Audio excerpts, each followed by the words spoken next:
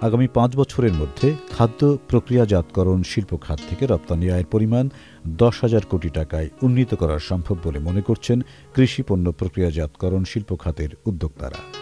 বর্তমানে কৃষিভিত্তিক এ শিল্প খাত থেকে বছরে ১,৬০০ কোটি টাকা মূল্যের রপ্তানি হচ্ছে বলে জানান তারা। উদ্যোক্তারা বলছেন, এ খাতের রপ্তানি বাড়াতে স্বল্প সুদে ঋণ, কৃষিভিত্তিক ক্ষুদ্র কারখানায় গ্যাস সংযোগ সহ অবকাঠামো উন্নয়ন করা প্রয়োজন। সংশ্লিষ্ট মন্ত্রণালয় জানায়, শিল্পনীতিতে অগ্রাধিকারপ্রাপ্ত খাতের তালিকায় কৃষি ও খাদ্য প্রক্রিয়াজাতকরণ এবং কৃষি যন্ত্রপাতি প্রস্তুতকারক শিল্পকে শীর্ষে রাখা হয়েছে। NRBC ব্যাংক, সুখবর প্রতিদিন।